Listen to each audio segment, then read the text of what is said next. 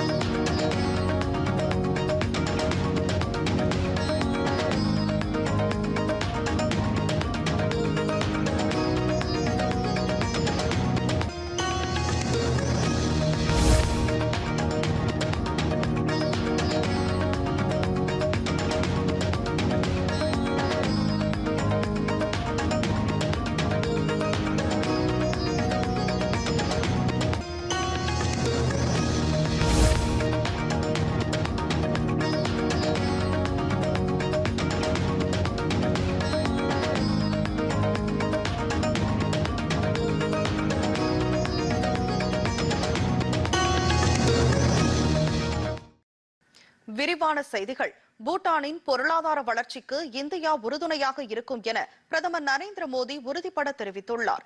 இந்தியாவில் 2 நாள் அரசுமுறை பயணமாக புதுதில்லி வந்துள்ள பூட்டான் மன்னர் மற்றும் அவரது மனைவியும் அந்நாட்டு பட்டத்து ராணியுமான ஜெட்சன் பெமா வாங்சுக் ஆகியோருக்கு உற்சாக வரவேற்பு அளிக்கப்பட்டது. வெளியுறவுத்துறை அமைச்சர் ஜெய்சங்கர் மற்றும் அதிகாரிகள் அவர்களை வரவேற்றனர்.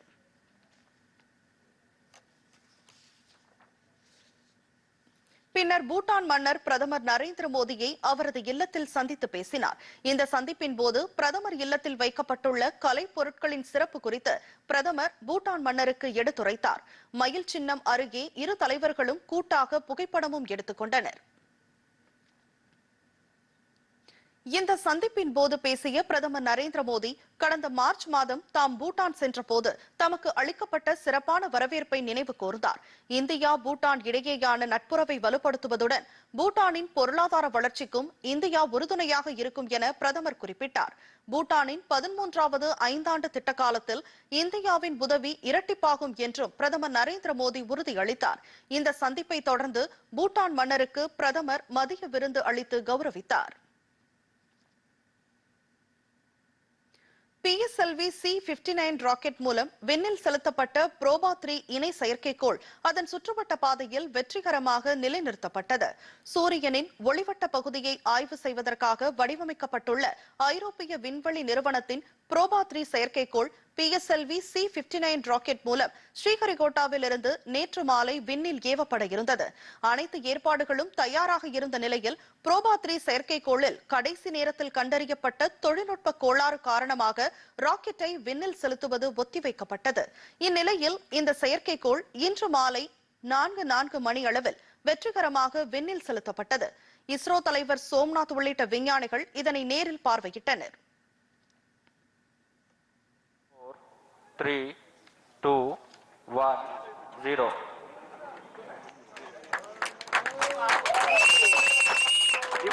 Normal. Majestic liftoff of the PSLV C-59 probe mission from the Satish Dhawan Space Center.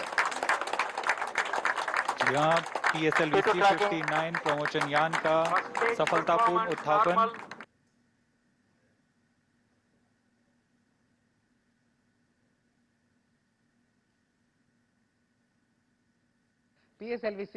செயற்கைக்கோள் விண்ணில் செலுத்தப்பட்டது குறித்து எமது செய்தியாளர் அன்பரசன் தரும் கூடுதல் தகவல்களை தற்போது கேட்கலாம். வெற்றிகரமாக விண்ணில் செலுத்தப்பட்ட இந்த இரு சேட்டலைட்கள் ஐரோப்பாவின் நியூ ஸ்பேஸ் இந்தியா லிமிடெட் என்ற நிறுவனத்துடன் ஏற்பட்ட வணிக ஒப்பந்தத்தின் அடிப்படையில் இன்று விண்ணில் ஏவப்பட்டது. இந்த இரு சேட்டலைட்கள் சூரியனின் மேற்பரப்பு மற்றும் கொரோனாகிராஃப் எனப்படும் வளிமண்டலம் ஆகியவற்றை ஆய்வு செய்வதற்காக விண்ணில் ஏவப்பட்டது. இந்த வெற்றிக்கு பிறகு நாம் ஏற்கனவே அனுப்பிய ஆதித்யா L1 ஆகிய சேட்டலைட்டுக்கு இது மிகப்பெரிய உதவியாக இருக்கும் என்று இஸ்ரோ விஞ்ஞானிகள் தெரிவிக்கின்றனர். ஸ்ரீஹரிகோட்டாவிலிருந்து ஒளிப்பதிவாளர் என் சுரேஷுடன் செய்தியாளர் அன்பரசன். மகாராஷ்டிரா மாநிலத்தின் புதிய முதலமைச்சராக பாஜக மூத்த தலைவர் தேவேந்திர பட்னாவிஸ் இன்று பதவியேற்றார். மும்பை ஆசாத் மைதானத்தில் நடைபெற்ற பிரம்மாண்ட விழாவில் அம்மாநில ஆளுநர் CP ராதாகிருஷ்ணன் முதலமைச்சர் தேவேந்திர பட்னாவிஸுக்கு பதவி பிரமாணமும் ரகசிய காப்பு பிரமாணமும் செய்து வைத்தார். देवेंद्र सरिता गंगाधरराव फडणवीस ईश्वर साक्ष शपथ घेतो की कायद्याद्वारे स्थापित झाले आहे अशा भारताच्या संविधानाबद्दल मी खरी श्रद्धा व निष्ठा बाळगीन. मी भारताची सार्वभौमता व एकात्मता उन्नत राखीन. தொடர்ந்து துணை முதலமைச்சர்களாக சிவசேனாவை சேர்ந்த ஏக்நாத் ஷிண்டே மற்றும் தேசியவாத காங்கிரஸை சேர்ந்த அஜித் பவார் ஆகியோர் பதவியேற்றுக் கொண்டனர். ईश्वर साक्ष शपथ घेतो की कायद्याद्वारे स्थापित झाले आहे अशा भारताच्या संविधानाबद्दल मी खरी श्रद्धा व निष्ठा बाळगीन. मी भारताची सार्वभौमता व பதவியேற்பு விழாவில் பிரதமர் நரேந்திர மோடி, ராஜ்நாத் சிங், அமித்ஷா, நிதின் கட்கரி, JP நட்டா உள்ளிட்ட மத்திய அமைச்சர்கள், சந்திரபாபு நாயுடு, நிதிஷ்குமார், யோகி ஆதித்யநாத் உள்ளிட்ட பாஜக மற்றும் அதன் கூட்டணி கட்சிகள் ஆளும் மாநிலங்களவை சேர்ந்த முதலமைச்சர்களும் கலந்து கொண்டனர். தொழிலதிபர்கள், திரையுலகினர் மற்றும் சச்சின் தெண்டுல்கர் உள்ளிட்ட விளையாட்டு பிரபலங்களும் இந்த பதவியேற்பு விழாவில் கலந்து கொண்டனர். 2047 ஆண்டுக்குள் இந்தியாவை வளர்ச்சியடைந்த நாடாக மாற்ற இளைய தலைமுறையினர் அர்ப்பணிப்புடன் பணியாற்ற வேண்டும் என குடியரசுத் தலைவர் திரௌபதி முர்மு வலியுறுத்தியுள்ளார். ஒடிசா மாநில வேளாண் பல்கலைக்கழக பட்டமளிப்பு விழாவில் சிறப்பு விருந்தினராக பங்கேற்று பேசிய அவர், இந்த பட்டமளிப்பு விழா பட்டம் பெறும் மாணவர்களின் உத்தரவாதமான எதிர்காலத்திற்கு வழிவகுப்பதாக கூறினார். கல்லூரி பருவத்திலிருந்து புதிய சூழலுக்குள் நுழையும் மாணவர்கள் உலக யதார்த்தங்கள், திறமை, அறிவாற்றலுக்கான சோதனைகளை வெற்றிகரமாக எதிர்கொள்ள வேண்டும் என்றார். மாணவர்கள் தங்களது படிப்பு காலத்தில் பெற்ற அறிவாற்றல் மற்றும் திறமையை தேச வளர்ச்சிக்கு பயன்படுத்த வேண்டும் என்றும் குடியரசுத் தலைவர் கேட்டுக் கொண்டார். உணவு தானிய தேவைகளுக்காக நாம் பிற நாடுகளை சார்ந்திருந்த நிலைமை மாறி தற்போது உணவு தானியங்கள் மற்றும் வேளாண் உட்பொருட்களை ஏற்றுமதி செய்யும் அளவுக்கு முன்னேறி இருப்பதாகவும் அவர் பெருமிதம் தெரிவித்தார். விஞ்ஞானிகளின் வழிகாட்டுதல் மற்றும் விவசாயிகளின் அயராத உழைப்பின் காரணமாகவே இது சாத்தியமானதாகவும் குடியரசுத் தலைவர் திரௌபதி முர்மு கூறினார்.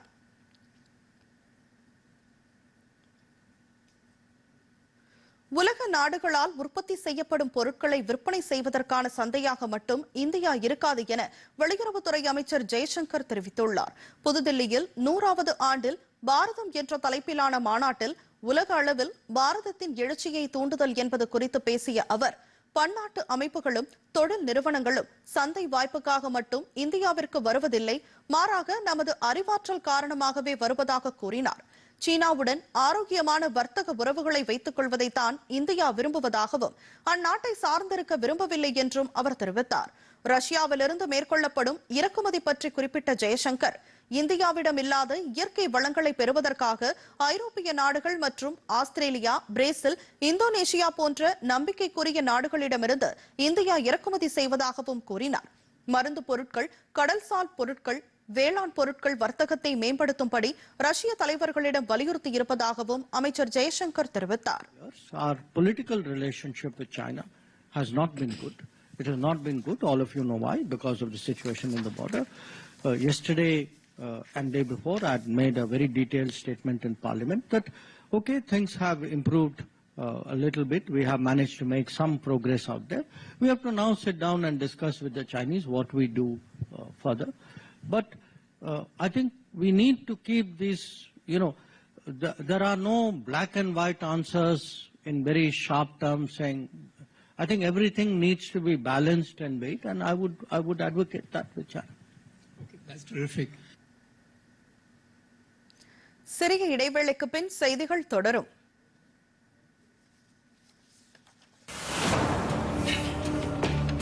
செய்திகளில் உண்மை, தகவல்களில் துல்லியம், தருவதில் நேர்மை, நிகழ்வுகள், அறிவிப்புகள், எண்ணங்கள், உள்ளூர் முதல் உலகம் வரை ஒவ்வொரு நாளும் உங்கள் டிடி தமிழ். ஒவ்வொரு செய்தி தொகுப்பிலும் செய்தி அப்படி.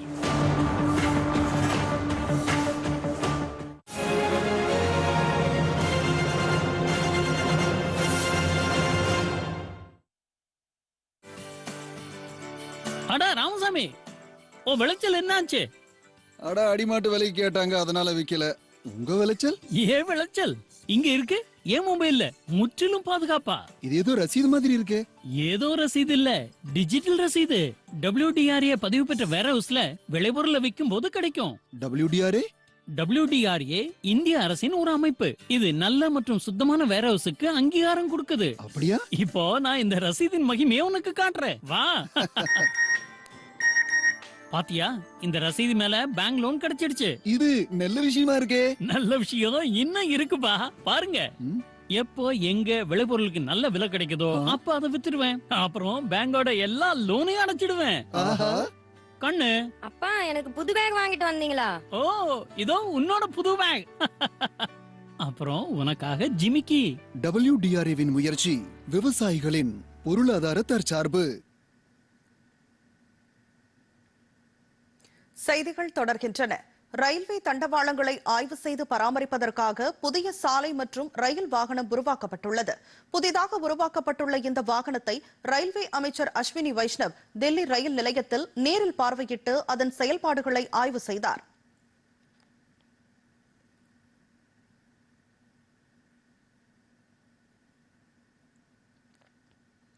பின்னர் செய்தியாளர்களிடம் பேசிய ரயில்வே அமைச்சர், இந்த இயந்திரம் தண்டவாளத்தை பராமரிக்க பயன்படும் மோட்டார் டிராலியின் மேம்படுத்தப்பட்ட அம்சமாக இருக்கும் என்றார். அதே நேரத்தில் தண்டவாளத்தை பராமரிக்க பயன்படும் மோட்டார் டிராலி பல தசாப்தங்கள் பழமை வாய்ந்தது என்றும் அஸ்வினி வைஷ்ணவ் குறிப்பிட்டார். Shri Narendra Modi ji always focuses on innovation and use of technology. In the railway system, track system is a very important system, and measuring all the parameters of track system is very important for safety, so that we can maintain the tracks in a more scientific and methodical way. எதிர்க்கட்சிகளின் அமளி காரணமாக நாடாளுமன்ற இரு அவைகளும் இன்று ஒத்திவைக்கப்பட்டன. மக்களவை இன்று காலை கூடியதும் ரயில்வே திருத்த மசோதா விவாதத்திற்கு எடுத்துக் கொள்ளப்பட்டது. ஆனால் சம்பல் விவகாரம் உள்ளிட்ட பல்வேறு விவகாரங்கள் பற்றி விவாதிக்க வலியுறுத்தியும் கூட்டு நாடாளுமன்ற குழு அமைக்க கோரியும் எதிர்க்கட்சி உறுப்பினர்கள் அமளியில் ஈடுபட்டனர். இதனால் அவை நடவடிக்கைகள் பிற்பகல் 3 மணி வரை ஒத்திவைக்கப்பட்டது.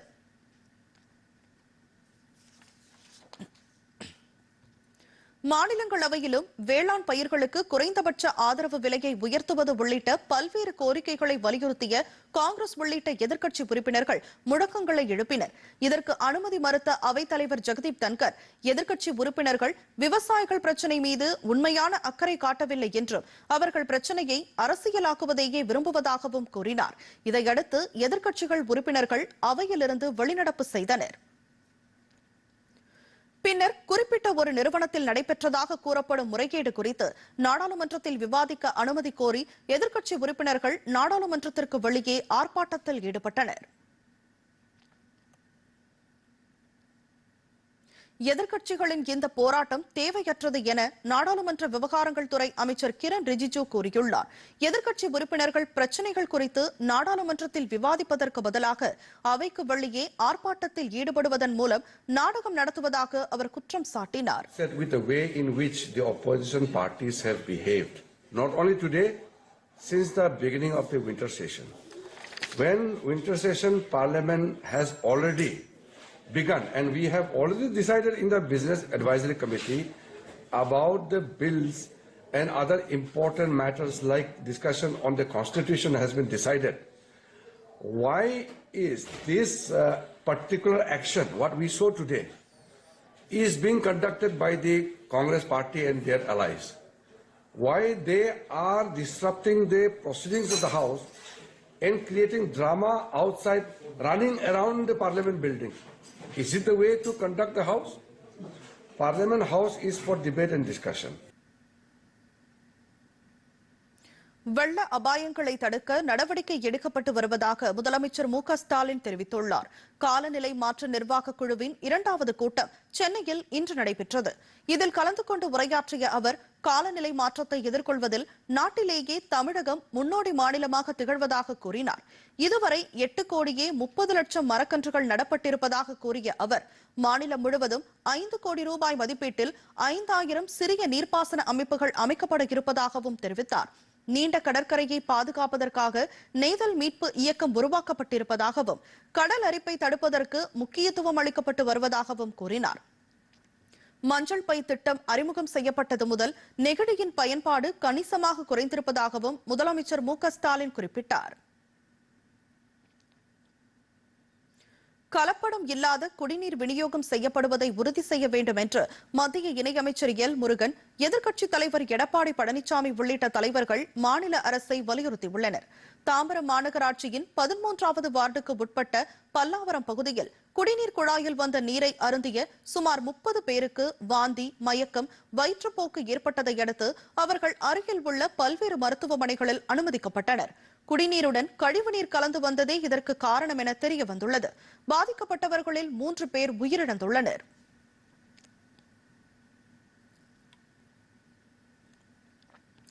இதுகுறித்து மத்திய தகவல் ஒலிபரப்புத்துறை இணையமைச்சர் எல் முருகன் வெளியிட்டுள்ள அறிக்கையில், நாட்டிற்கே முன்மாதிரியாக செயல்படுவதாக கூறிக்கொள்ளும் தமிழக அரசு மக்களின் அடிப்படை தேவையான பாதுகாக்கப்பட்ட குடிநீரை கூட விநியோகிக்க முடியாத நிலையில் இருப்பதை இந்த சம்பவம் வெளிச்சம் போட்டு காட்டியிருப்பதாக கூறியுள்ளார். திமுக அரசு உரிய முன்னெச்சரிக்கை நடவடிக்கைகளை எடுத்திருந்தால் புயல் மழையால் ஏற்பட்ட உயிர் சேதங்களையும் பொருட்சேதங்களையும் தவிர்த்திருக்கலாம் என்று குறிப்பிட்டுள்ள அவர், மக்களுக்கு ஏற்பட்ட பாதிப்புகளை மறைப்பதிலேயே அரசு முனைப்புடன் இருப்பதாக கண்டனம் தெரிவித்துள்ளார். தமிழக அரசு மெத்தன போக்குடன் சுகாதாரமற்ற குடிநீரை வழங்கி மக்களின் உயிருடன் விளையாடக்கூடாது என்றும் அமைச்சர் எல் முருகன் வலியுறுத்தியுள்ளார். அஇஅதிமுக பொதுச் செயலாளரும் எதிர்க்கட்சித் தலைவருமான எடப்பாடி பழனிசாமி விடுத்துள்ள அறிக்கையில், கலப்படமில்லாத குடிநீர் விநியோகம் செய்யப்படுவதை உறுதி செய்ய வேண்டியது மாநில அரசின் கடமை என தெரிவித்துள்ளார். கழிவுநீர் கலந்த குடிநீர் விநியோகம் செய்யப்பட்டதையும் இக்குடிநீரை அருந்திய சிலர் உயிரிழந்திருப்பதையும் அவர் சுட்டிக்காட்டியுள்ளார். உயிர் வாழ அவசியமானதாக கருதப்படும் குடிநீரை கவனத்துடன் விநியோகிக்க வேண்டியது அரசின் கடமை என்று கூறியுள்ள எடப்பாடி பழனிசாமி, இந்த விஷயத்தில் அரசு மெத்தன போக்குடன் செயல்பட்டிருப்பதற்கு கடும் கண்டனம் தெரிவித்துள்ளார். மாநிலம் முழுவதும் உடனடியாக சீரான சுகாதாரமான குடிநீர் மக்களுக்கு வழங்கப்படுவதை உறுதி செய்யுமாறும் அரசுக்கு எடப்பாடி பழனிசாமி கோரிக்கை விடுத்துள்ளார். பாஜக மாநில தலைவர் அண்ணாமலை வெளியிட்டுள்ள அறிக்கையில், பல்லாவரம் பகுதியில் கழிவுநீர் கலந்த குடிநீரை அருந்திய 3 பேர் உயிரிழந்திருப்பதும் 23 பேர் உடல்நலம் பாதிக்கப்பட்டுள்ளதும் மிகுந்த அதிர்ச்சி அளிப்பதாக குறிப்பிட்டுள்ளார். உயிரிழந்த குடும்பங்களுக்கு ஆறுதல் தெரிவித்துள்ள அவர், சிகிச்சை பெற்று வருவோர் விரைவில் நலம் பெற வேண்டுவதாகவும் கூறியுள்ளார்.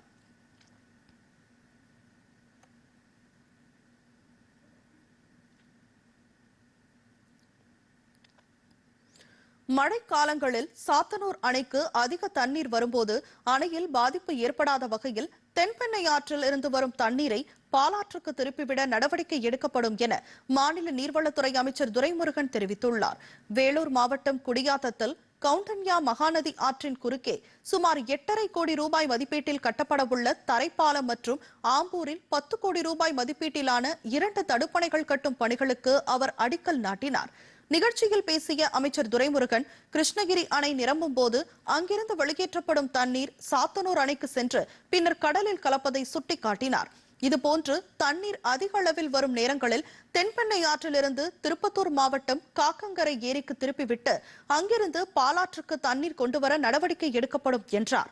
இதன் மூலம் தென்பெண்ணை ஆற்றில் வெள்ளப்பெருக்கு தடுக்கப்படுவதுடன் பாலாற்றிலும் தண்ணீர் வரத்து உறுதி செய்யப்படும் என்று அவர் தெரிவித்தார்.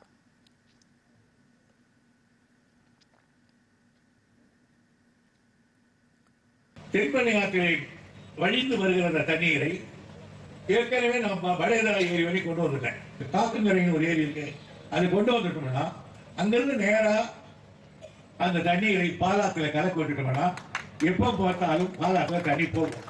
எப்போ தண்ணி போதும் இது வராது போகும். இனி வருவது எக்ஸ்பிரஸ் செய்திகள்.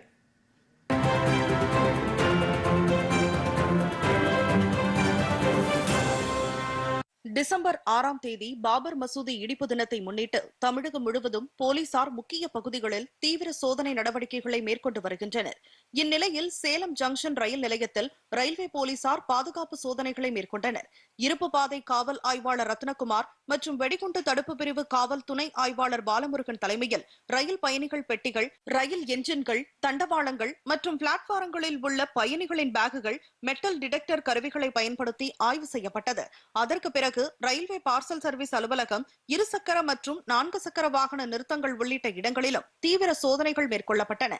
மேலும் சேலத்தில் நின்று செல்லும் அனைத்து ரயில்களிலும் போலீசார் தீவிர சோதனை செய்து பாதுகாப்பு நடவடிக்கைகளை பலப்படுத்தினர். காஞ்சிபுரம் அருகே களியனூர் ஹாண்ட் இன் ஹாண்ட் பயிற்சி அகாடமி வளாகத்தில் இன்று இந்தியன் வங்கி நடத்திய விவசாய அபிவிருத்தி கடன் முகாம் நடைபெற்றது. இந்த நிகழ்வில் சென்னை இந்தியன் வங்கி தலைமை அலுவலகத்தின் பொது மேலாளர், கிராமப்புற வளர்ச்சி மற்றும் நிதி சேர்க்கை வி. சந்திரசேகரன் பங்கேற்று விவசாய உபகரணங்கள், டிராக்டர் மற்றும் சுய உதவி குழுக்களுக்கு ரூபாய் 30 கோடி மதிப்பிலான நலத்திட்ட உதவிகளை வழங்கி சிறப்புரையாற்றினார். அவர் பேசும்போது இந்தியன் வங்கி மூலம் மகளிர் சுய உதவி குழுக்கள், முத்ரா கடன் உள்ளிட்ட பல்வேறு கடன் திட்டங்கள் வழங்கப்பட்டு வருவதாகவும் வங்கி சேவைகள் அனைத்தும் டிஜிட்டல் முறையில் மாற்றப்பட்டுள்ளதையும் கூறினார். சிறப்பு முகாமில் 190 சுய உதவி குழுக்களுக்கு ரூபாய் 21 கோடி கடன்கள், லக்பதி தீதி திட்டத்தின் மூலம் 70 மகளிருக்கு தொழில் முனைவோர் கடன்கள், INT கிருஷி வாகன் திட்டத்தின் கீழ் 2 டிராக்டர் கடன்கள் மற்றும் வேளாண் தொழில் முனைவோர் கடன்கள் 93 விவசாயிகளுக்கு வழங்கப்பட்டன. இதன் மூலம் மொத்தமாக ரூபாய் 30 கோடி மதிப்பிலான கடன்கள் வழங்கப்பட்டன.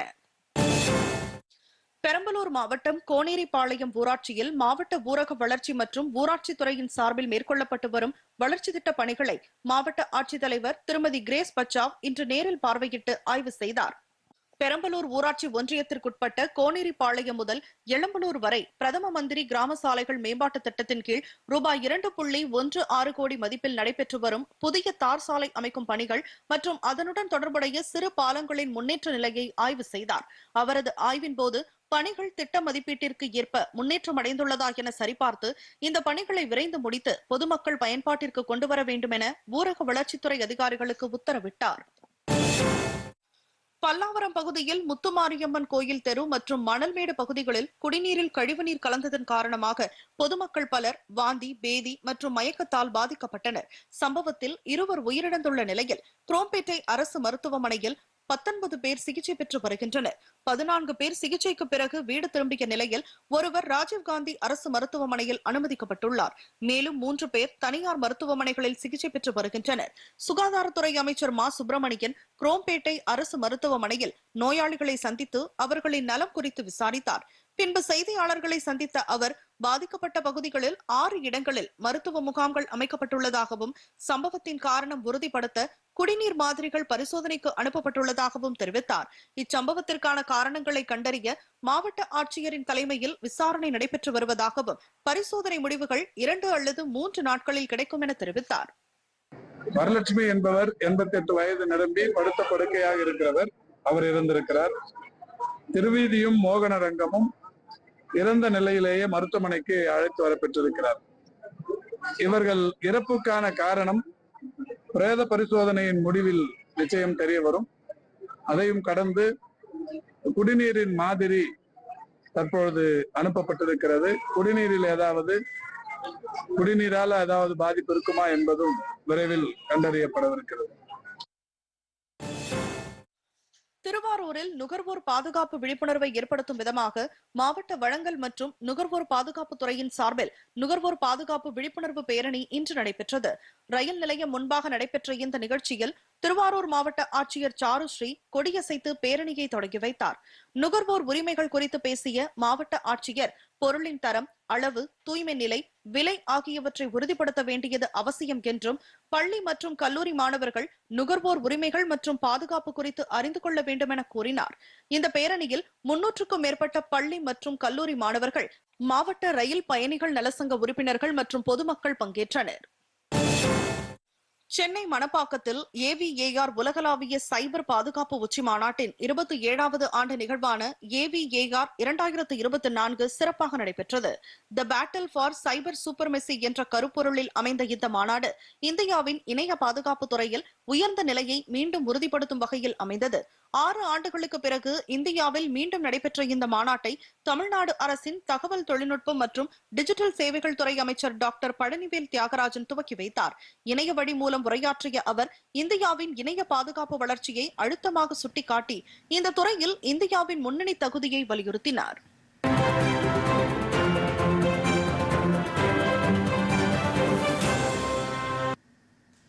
ஜூனியர் ஆசிய கோப்பை ஹாக்கி பட்டத்தை வென்ற இந்திய ஆடவர் அணிக்கு பிரதமர் நரேந்திர மோடி வாழ்த்து தெரிவித்துள்ளார்.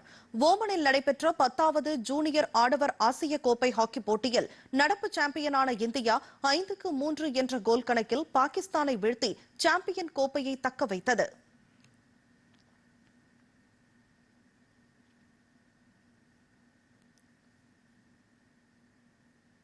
சாம்பியன் பட்டம் வென்ற இந்திய அணிக்கு பிரதமர் நரேந்திர மோடி வாழ்த்து தெரிவித்துள்ளார். அவர் வெளியிட்டுள்ள சமூக வலைதள பதிவில் இந்த வெற்றி நமக்கு பெருமிதம் அளிப்பதாக கூறியுள்ளார்.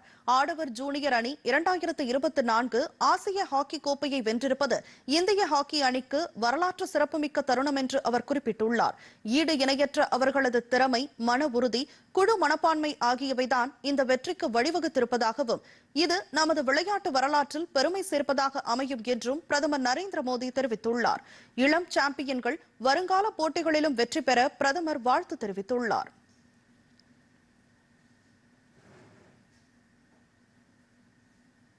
மத்திய தகவல் ஒலிபரப்புத்துறை இணையமைச்சர் எல் முருகன் வெளியிட்டுள்ள செய்தியில் ஆசிய கோப்பையை வென்ற இந்திய அணியினருக்கு தமது மனமார்ந்த வாழ்த்துக்களை தெரிவித்துள்ளார்.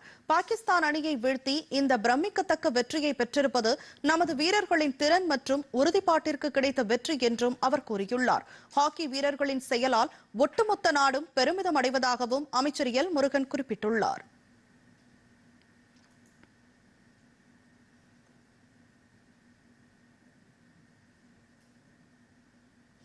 இத்துடன் செய்திகள் நிறைவடைந்தன. மீண்டும் செய்திகள் இரவு 10 மணிக்கு. வணக்கம்.